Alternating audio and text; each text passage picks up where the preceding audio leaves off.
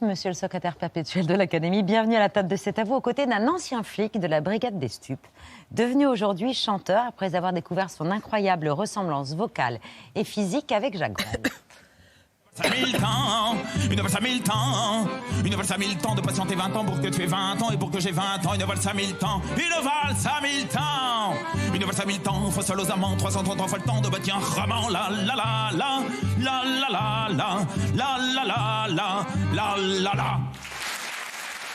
Bonsoir Arnaud Ascoy. Eh bien bonsoir tout le monde. Ravi de vous recevoir alors que depuis un an votre tournée fait salle comble partout en France et que vous serez dimanche soir à l'Olympia pour votre spectacle La Promesse Brel, dans lequel vous reprenez 18 tubes, 18 succès de Jacques Brel, près de 57 ans après son dernier Olympia, c'était en 1966.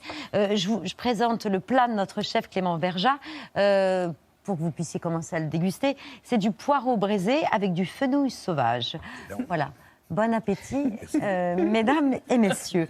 Ce qui est fou dans votre histoire, Arnaud, c'est qu'au départ, vous n'êtes pas tout du chanteur, vous êtes policier, détective, et c'est pendant une planque, en pleine opération, que ding, vous avez eu la révélation. Expliquez-nous. Bah effectivement, j'étais, comme vous l'avez dit, j'ai passé 15 ans en police judiciaire à Paris. Ensuite, je suis devenu détective privé et voilà, j'étais en train de planquer depuis un appartement. Je surveillais un porche d'immeuble, ça a duré des heures. Et je me suis permis de prendre le premier CD qui me tombait sous la main. J'étais chez les clients, hein, voilà, tout en surveillant le porche, bien sûr. Et puis c'était Jacques Brel, mais c'était absolument pas volontaire. Et puis voilà, j'ai mis le CD, je continuais à surveiller mon petit porche d'immeuble tranquillement. Et puis, voilà, moi qui, par contre, écris de la poésie depuis beaucoup d'années maintenant, j'ai été tout à coup complètement subjugué par la beauté des textes, la profondeur des textes, et puis surtout par l'interprétation aussi de Jacques Brel. Alors, évidemment, depuis que je suis adolescent, on me pointe du doigt dans la rue, on m'accoste, on chuchote dans le métro en me pointant du doigt. Je sais ce que les gens se disent, pas plus tard qu'hier, un chauffeur de taxi me l'a dit aussi. Est-ce que vous êtes de la famille de Brel ? Est-ce qu'on vous a déjà dit que vous ressembliez à Jacques Brel, etc. Bon, moi j'étais adolescent, ça m'amusait, je disais oui, on me l'a déjà dit, etc. Bon. Mais je veux dire, j'écoutais pas du tout Jacques Brel. J'étais adolescent dans les années 80 et voilà, j'ai grandi avec tous ces nouveaux mouvements musicaux de l'époque. Ma mère n'écoutait pas spécialement Jacques Brel non plus. Et là, à partir de ce jour-là, de cette fameuse planque, vous êtes plongé dans le répertoire de Jacques Brel, vous avez pris des cours de chant, vous qui n'osiez même pas chanter, joyeux anniversaire, même en famille. Alors c'est vrai, effectivement, je dirais que j'avais peut-être pas vraiment mué. Voilà, à l'époque. Et quand donc j'écoute ce CD, je me mets à chantonner par-dessus parce que je suis tout seul. Et ma voix, curieusement, se pose assez facilement et se cale assez facilement sur la sienne. Et là, je me dis, mais c'est chouette, c'est beau, c'est... Alors voilà, je ne sais pas trop ce qui s'est passé, mais j'ai décidé instantanément de fermer la société de détective, et de me lancer dans cette aventure. 2 jours après, j'attaquais les cours de chant. 2 mois après, j'étais dans la rue avec mon petit micro et mon ampli. Au chapeau au chapeau, parce que j'avais une dizaine de chansons à mon répertoire. Alors, je travaillais tous les jours sur son dernier Olympia, j'apprenais des chansons, je travaillais ma voix. Enfin, voilà, j'ai bossé, hein, j'ai vraiment bossé. Et dans le métro, finalement, un producteur vous repère. Absolument. Pierre-Nicolas Cléré passe à la station Georges V. Et là, il me dit, mais qu'est-ce que tu fous là, toi ? C'est pas ta place. Et il me donne rendez-vous dans son bureau. Et voilà, on discute, et puis à la fin, il me dit « C'est quoi ton rêve ?»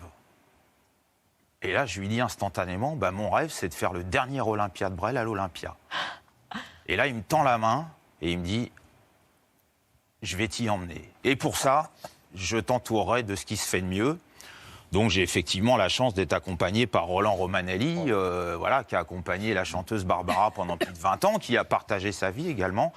Et par Jean-Philippe Audin, violoncelliste, qui est également un virtuose. Voilà, donc ce soir, on va vous chanter un petit bout de chanson aussi, mais ce ne sera pas Roland Romanelli, ce sera Sébastien Debar, qui est la doublure de Roland, et qui est tout autant extraordinaire, puisque ce sont quand même 2 artistes capables de jouer aussi bien à l'accordéon qu'au piano. Émilie. Arnaud Ascoy, c'est le nom sur l'affiche, c'est votre nom de scène. Oui. Ascoy qui n'a pas du tout été choisi au hasard, c'est le nom du voilier mythique avec lequel Brel a navigué jusqu'aux îles Marquises, qui est en cours de rénovation en Belgique d'ailleurs. Et vous participez au chantier de rénovation. Oui, tout à fait, puisque moi j'ai chanté plusieurs fois bénévolement au pied du bateau pour récupérer un petit peu de sous pour la rénovation. Ce bateau, il est effectivement dans un hangar à Zeebrugge, dans le nord de la Belgique, depuis maintenant 15 ans. Et il va reprendre la mer dans quelques semaines, voire quelques mois. Ah. Voilà, il est quasiment terminé. Dans les années 60, c'était l'un des plus beaux yachts du monde. Magnifique. Ouais. Voilà. C'est incroyable. On a parlé tout à l'heure du dernier Olympia. Pourquoi vous riez? C'est pas une raison, mais on va la Il y donner a eu un après. crouton de trop. Bon appétit. Et à la bouche. Il dit pourquoi vous riez. On va voir tout de suite l'archive, vous allez comprendre. C'est l'extrait, l'interview de Brel sur son dernier Olympia 66. Jacques Brel, je suis sur la scène de l'Olympia, un endroit où maintenant vous avez décidé de ne plus jamais venir. Vous êtes dans la salle, puisqu'à Paris, vous êtes devenu un simple spectateur. Est-ce que la télévision est comprise aussi dans votre retraite? Le travail sur scène est un travail d'épiderme. Il y a des gens, j'aime pas le mot public, il y a des gens qui sont là, et sur scène, enfin, je fais partie des gens. Alors ça se passe au stade du cœur, il y a une émotion. Alors que ça, c'est un gros œil tout froid. 1er novembre 66, et vous êtes inspiré de ce dernier Olympia de Brel pour composer le vôtre de celui de dimanche. Oui, c'est vrai que je n'ai travaillé que sur son dernier Olympia parce que c'est là qu'il est au sommet de son art, je veux dire, au niveau vocal, au niveau de la gestuelle, des mimiques. C'est là qu'il crée Amsterdam, hein. Effectivement, et c'est là qu'il compose Amsterdam comme une vulgaire petite chanson de marin. Ah oui. Il y croit pas trop, et c'est un triomphe. C'est un triomphe. Elle n'a jamais été enregistrée en studio. Non. On va voir Brel, effectivement, sur la scène de l'Olympia. Ça vous permettra de répéter un peu pour dire. Elle n'a jamais été enregistrée comme Les Timides et comme Les Jardins du Casino. Et c'est la seule, vous ferez sans doute ça dimanche, que Brel acceptait de rechanter en rappel à la fin du spectacle. Dans le port d'Amsterdam, il y a des marins qui mangent sur des nappes trop blanches, des poissons ruisselants.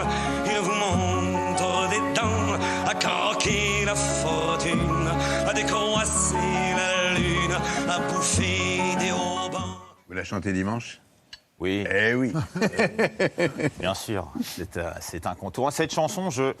Cette chanson, elle a une espèce de magie, elle porte et elle transporte une sorte de magie qui est inexplicable. Moi, je ne suis pas hollandais, je ne suis pas allé à Amsterdam, je suis encore moins marin. Et pourtant, c'est vrai que moi aussi, je la chante en dernier parce que dans cette chanson, il faut mettre tout ce qui nous reste d'énergie et il en faut. Vous avez évoqué il y a quelques secondes l'accordéon, c'était un instrument essentiel pour Jacques Brel, indissociable de ses morceaux.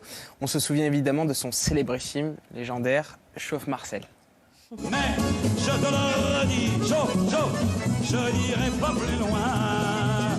Mais je te préviens, le voyage est fini. D'ailleurs, j'ai horreur de tous les flonflons, de la valse musette et de l'accordéon. Chauffe Marcel, chauffe. C'est là où on voit la légende, c'est que Chauffe Marcel, c'est devenu une expression populaire qui est entrée dans la légende. En hommage à son accordéoniste Marcel Azzola, c'était en 1968 et c'est toujours le cas. Aujourd'hui, on entend parfois Chauffe Marcel dans des concerts, etc. Une expression que vous utilisez aussi, Arnaud Ascoy ? Non, pas du tout, parce que je suis accompagné par Roland Romanelli. Donc c'était moi, ma c'est question Chauffe suivante. Roland. C'était la question suivante, c'est-à-dire que dimanche, on va entendre Chauffe Roland ? On va entendre Chauffe Roland, absolument. Ça ne bouge pas. On va entendre Chauffe Roland. Alors ce soir, on ne dira pas Chauffe Roland. Voilà. On va entendre Chauffe Sébastien, puisque Sébastien Debar fait son arrivée sur le plateau de C'est à vous pour vous accompagner, parce que ce soir, vous avez accepté de nous chanter un extrait de Madeleine de Jacques Brel, forcément. Absolument. Quand vous voulez. Bonsoir, Sébastien. Merci beaucoup. Ce soir j'attends Madeleine, je lui apporte du lilas. Je lui en apporte toutes les semaines. Madeleine, elle aime bien ça. Ce soir j'attends Madeleine, on prendra le tram 33 pour manger des frites chez Eugène. Madeleine, elle aime tant ça. Madeleine, c'est mon Noël. C'est mon Amérique à moi, même si elle est trop bien pour moi. Comme dit son cousin Joël, mais ce soir j'attends Madeleine, on ira au cinéma. Je pourrais lui dire des je t'aime. Madeleine, elle aime tant ça, elle est tellement jolie, elle est tellement tout ça, elle est toute ma vie, Madeleine, que j'attends là, ce soir j'attends Madeleine, mais il pleut sur mes lilas, il pleut comme toutes les semaines, Madeleine n'arrive pas, ce soir j'attends Madeleine, c'est trop tard pour tram 33, trop tard pour les frites de Gênes, Madeleine n'arrive pas, Madeleine c'est mon horizon, c'est mon Amérique à moi, même si elle est trop bien pour moi, comme dit son cousin Gaston, mais ce soir j'attends Madeleine, il me reste le cinéma, je pourrais lui dire des je t'aime, Madeleine elle aime tant ça, elle est tellement jolie, elle est tellement tout ça, elle est toute ma vie, Madeleine, qui n'arrive pas. Sébastien Debar qui accompagnait Arnaud Ascoy, la promesse Brel. Ce sera le 8 octobre à l'Olympia, mais vous êtes également en tournée. À 16h. À 16h. Et vous serez en tournée vous êtes en tournée dans toute la France. Absolument. Merci d'avoir accepté ce soir notre invitation. Merci à vous. On conclut cette émission comme tous les soirs avec les actualités de Bertrand.